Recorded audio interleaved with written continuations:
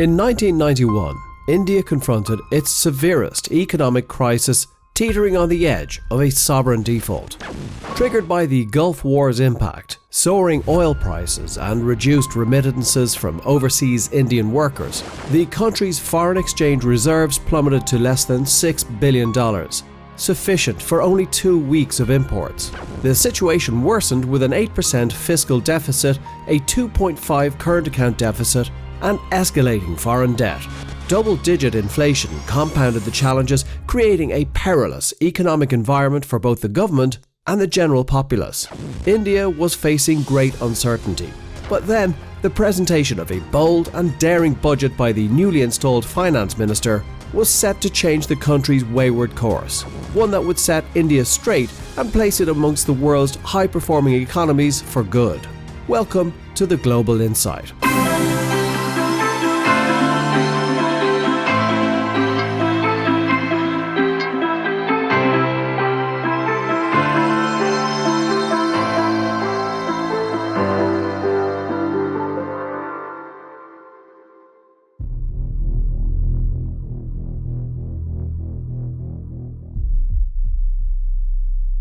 The early 1990s were a tumultuous time for India's economy.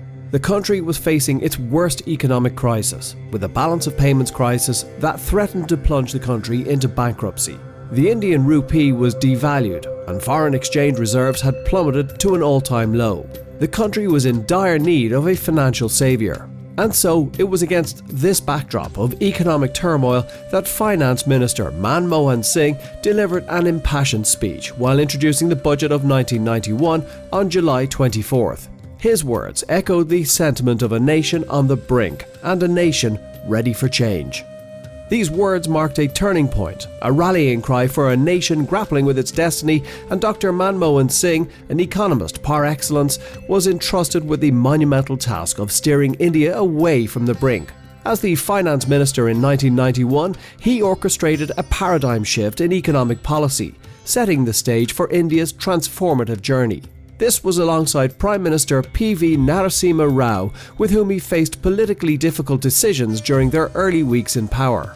Facing a dire balance of payments crisis, Dr. Singh initiated bold reforms that would reshape the economic landscape. He dismantled the stifling license raj, liberating the entrepreneurial spirit and paving the way for a more dynamic and competitive economy.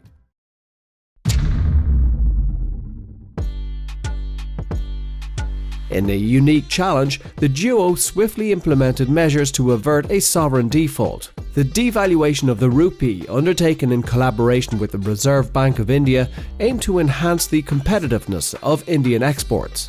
Additionally, pledging gold holdings to boost forex reserves played a crucial role in preventing a looming economic catastrophe. The 1991 budget introduced a game-changing industrial policy, removing obstacles for industries to thrive. Trade policy reforms focused on enhancing exports, simplifying procedures, and encouraging entrepreneurship. Dr. Manmohan Singh, continuing the reform momentum, addressed the rising fiscal deficit, implemented tax reforms, and opened up opportunities for non-resident investments.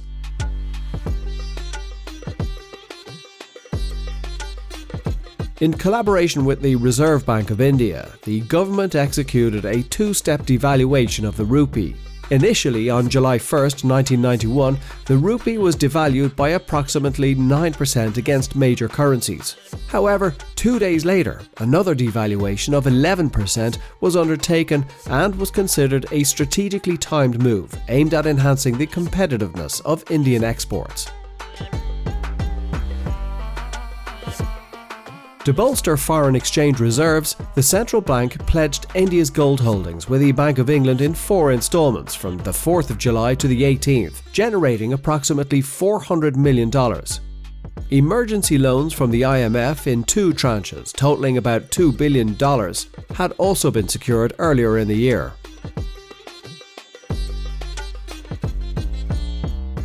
They introduced a new trade policy focused on enhancing exports, and this led to changes in the licensing process to simplify procedures. This was aimed at linking non-essential imports to exports to discourage such imports. The budget also led to the removal of export subsidies, replaced by tradable ex-im scripts based on export value. Another trade policy reform saw the elimination of the requirement to route imports through state-owned firms, allowing private sector imports.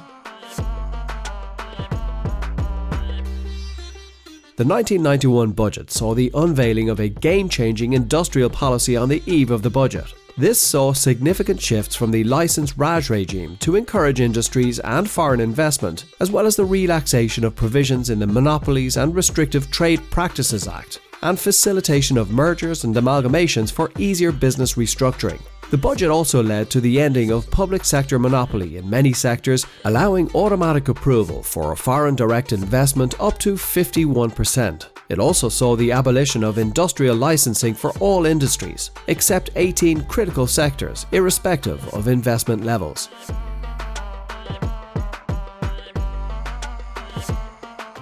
Continuing the reform momentum, they addressed the rising fiscal deficit with measures such as a 5% increase in corporate tax rates to 45%, the introduction of tax deducted at source for select financial transactions, price increases for cooking gas cylinders, fertilizers and petrol, along with the removal of the sugar subsidy, opening up of mutual funds to the private sector and relaxed rules for non-resident investments, and the announcement of a scheme for declaring unaccounted wealth with immunity from prosecution and penalties. Post-budget reform measures included ongoing reform momentum with additional measures over the next 8 months, and these included the introduction of a second trade policy package to boost exports, the implementation of a package for the development of small firms, the formation of a committee under the former RBI governor for financial sector reforms, and also the establishment of another committee led by economist Raja Chelia to propose tax reforms.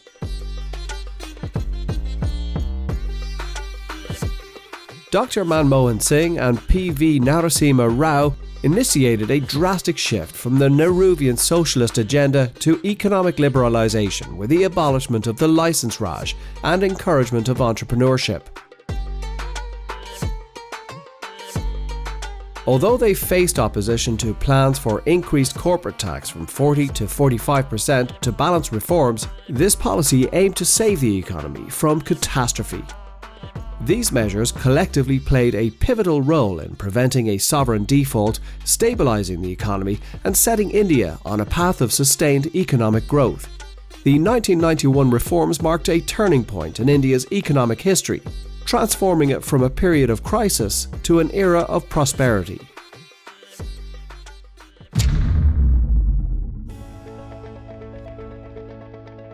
The impact was transformative. India witnessed a surge in economic growth, creating new opportunities and lifting millions out of poverty. The decisions taken during this period had a lasting impact, ushering in a new dawn for the Indian economy. It was a bold and visionary move that set India on the path of economic liberalization. The budget speech removed many roadblocks that hindered industries from flourishing. It eased imports, allowed foreign investment, and started disinvestment in inefficient public sector undertakings. It also marked a paradigm shift in India's economic approach, transitioning from a centrally planned economy to a more market-oriented system. So let's take a closer look at how Dr. Singh's budgetary reforms changed the course of the Indian economy. The licence Raj, long a system of bureaucratic controls and permits, stifled entrepreneurial spirit and hindered economic growth, but Dr. Singh's reforms abolished many of these licences, giving businesses more freedom to operate and invest. India's trade regime was highly restrictive, with high tariffs and quotas limiting imports. Dr. Singh's reforms lowered tariffs, opening up the Indian market to foreign competition and encouraging domestic industries to become more efficient. The complex and burdensome tax system was simplified, reducing tax rates and broadening the tax base. This made the tax system more equitable and encouraged compliance. The government committed to fiscal responsibility, reducing the fiscal deficit and controlling inflation. This created a stable macroeconomic environment conducive to investment and growth. The government began privatizing state-owned enterprises, introducing competition and efficiency into sectors like telecommunications, airlines and power. The government introduced programs like the Nehru National Rural Employment Scheme to provide employment opportunities and improve infrastructure in rural areas. The financial sector was reformed, allowing private banks and insurance companies to enter the market, increasing competition and improving access to financial services. The government also strengthened IPR protection to encourage innovation and attract foreign technology. SEZs were established to create export hubs with liberalized regulations and tax incentives, attracting foreign investment and boosting exports.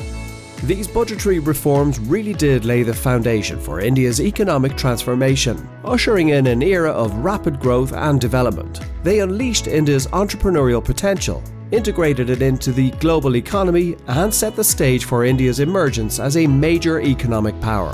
Dr. Manmohan Singh, the visionary economist, led India through its darkest economic hour, proving that determined leadership and strategic decisions could turn challenges into opportunities. His legacy endures, and the 1991 budget remains a pivotal moment in India's economic history.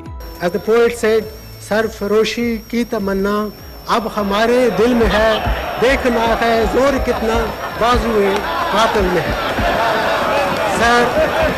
Sir, I commend the budget for this August. Thanks for watching this video. If you've liked it, please remember to subscribe to The Global Insight for more great stories that shape our lives. Until next time, stay tuned.